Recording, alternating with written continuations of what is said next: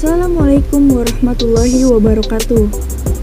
Halo teman-teman, perkenalkan nama saya Syifa Nurpadila, mahasiswa Fakultas Ekonomi Bisnis jurusan Akuntansi dari Universitas Pancasakti Bekasi. Di sini, saya akan menjelaskan materi mengenai hukum penanaman modal untuk memenuhi tugas aspek hukum dalam bisnis dari dosen pengampu Bapak Dr. Sugeng Prayetno, SEMM. Pertama, ada pengertian penanaman. Investasi atau penanaman modal adalah suatu istilah dengan beberapa pengertian yang berhubungan dengan keuangan dan ekonomi yang berkaitan dengan akumulasi suatu bentuk aktiva dengan suatu harapan mendapatkan keuntungan di masa depan.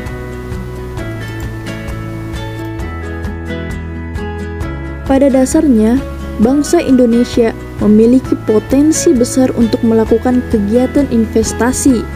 Namun, di antara potensi besar tersebut, terdapat juga beberapa kendala dan kelemahan dalam menarik investasi, khususnya investasi langsung, yaitu 1. Kurang terampilnya tenaga kerja yang ada, birokrasi yang kadang-kadang terlalu panjang dan dapat membengkakkan biaya awal dan operasional. Yang kedua, stabilitas keamanan yang kurang stabil sejak beberapa tahun terakhir ini, sejak 1997. 3. Kebijakan yang seringkali berubah-ubah. 4. Kurang adanya kepastian hukum. 5. Mekanisme penyelesaian sengketa yang kurang kredibel sehingga kurang menguntungkan investor. 6. Kurang adanya transparansi dan lain-lain. Dengan adanya kondisi tersebut, mengakibatkan para investor terutama asing masih menahan diri dan menunggu adanya perkembangan yang lebih favorable untuk memulai atau memperluas investasinya, sehingga pemerintah perlu menggairahkan kembali iklim investasi, yaitu dengan melakukan pembangunan hukum di bidang investasi, karena hukum pada hakikatnya berfungsi sebagai penjamin dan penegak ketertiban dan keadilan serta penunjang pembaharuan masyarakat ke arah modernisasi. Usaha pembangunan hukum pada dasarnya ditunjukkan untuk menampung kebutuhan hukum menurut tingkat kemajuan di bidang non-hukum. Selanjutnya, penanaman modal menurut undang-undang. Menurut ketentuan Pasal 1 Ayat 1 Undang-Undang Nomor 25 Tahun 2007, penanaman modal adalah segala bentuk kegiatan menanam modal, baik oleh penanam modal dalam negeri maupun penanam modal asing untuk melakukan usaha di wilayah negara Republik Indonesia. Yang dikenal dalam penanaman modal dalam negeri menurut undang-undang ini adalah kegiatan menanam modal untuk melakukan usaha di wilayah negara Republik Indonesia yang dilakukan oleh penanaman modal dalam negeri dengan menggunakan modal asing sepenuhnya maupun yang berpatungan dengan penanam modal dalam negeri. Menurut Undang-Undang PMA, penanaman modal yang melakukan penanaman modal di Indonesia harus dilakukan melalui 1. Untuk PMDN, dilakukan dalam bentuk badan usaha yang berbadan hukum atau usaha perseorangan. 2. Untuk PMA, dilakukan dalam bentuk perseroan terbatas berdasarkan hukum Indonesia dan berkedudukan di Indonesia. 3. Untuk PMDN dan PMA yang berbentuk perseroan terbatas, dilakukan dengan pengambilan bagian saham pada saat pendirian, membeli saham, dan melakukan cara lain sesuai dengan ketentuan peraturan perundang-undangan.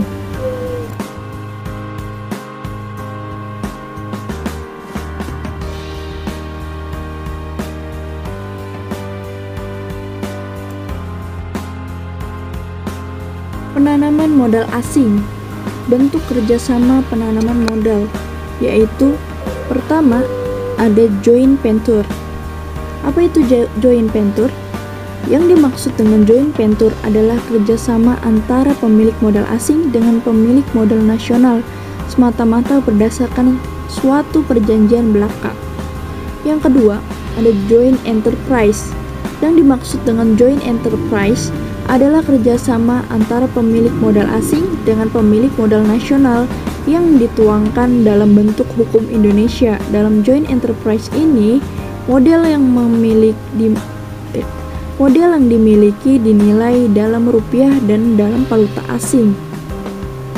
Yang ketiga, ada kontrak karya. Yang dimaksud dengan kontrak karya adalah kontrak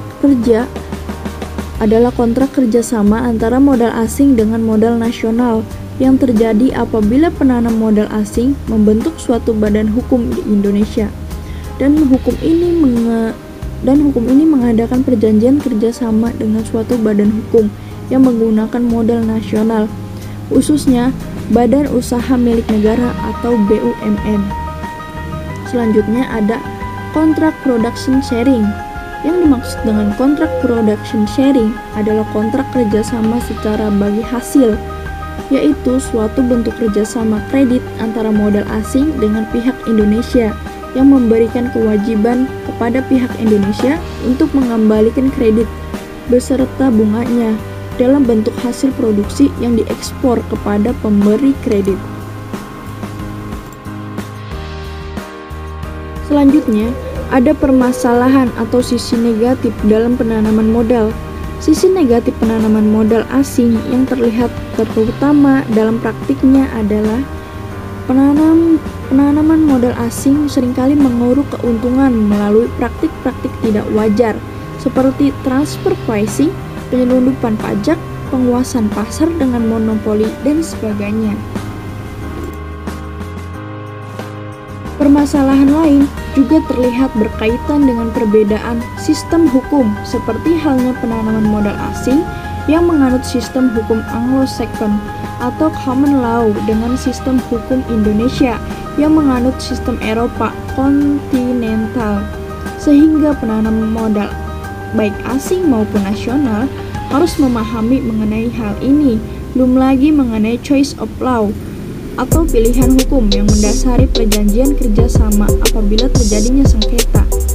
Sistem Anglo-Saxon adalah suatu sistem hukum yang didasarkan pada jurisprudensi, yaitu keputusan-keputusan hakim terdahulu yang kemudian menjadi dasar keputusan hakim-hakim selanjutnya.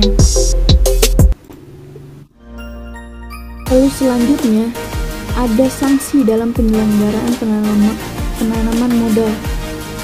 Menurut ketentuan pasal 33 dan pasal 34 Undang-Undang Nomor 25 Tahun 2007 tentang penanaman modal mengatur mengenai sanksi dalam penyelenggaraan penanaman modal yang meliputi sanksi berupa 1. Sanksi pembatalan perjanjian.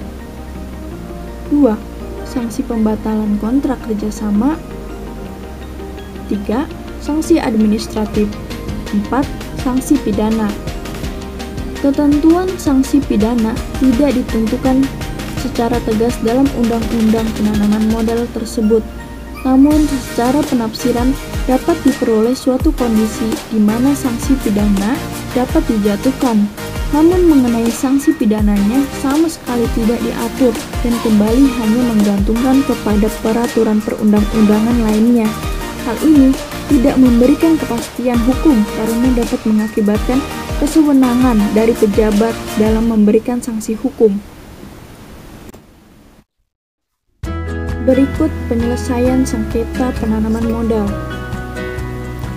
Ketentuan pasal 32 Undang-Undang Nomor 25 Tahun 2007 tentang penanaman modal mengatur tentang penyelesaian sengketa apabila terjadi sengketa di bidang penanaman modal antara pemerintah dengan penanam modal. Penyelesaian sengketa antara pemerintah dengan penanaman modal dilakukan melalui cara 1. Musyawarah dan mufakat. 2. Arbitrase. 3. Pengadilan.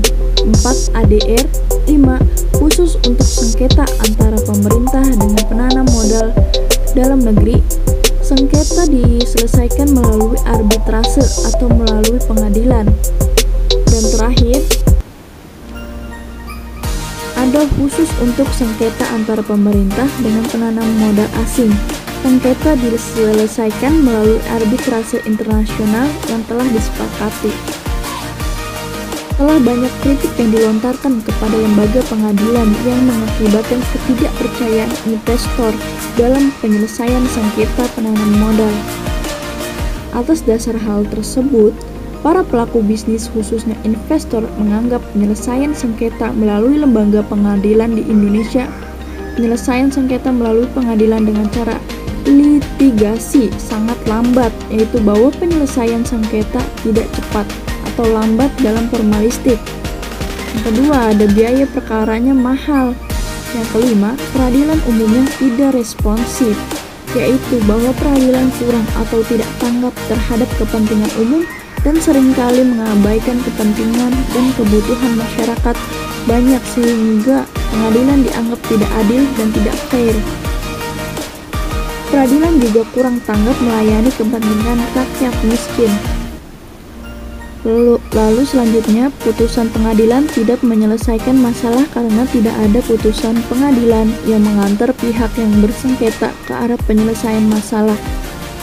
Yang terakhir, kemampuan para hakim yang bersifat generalis.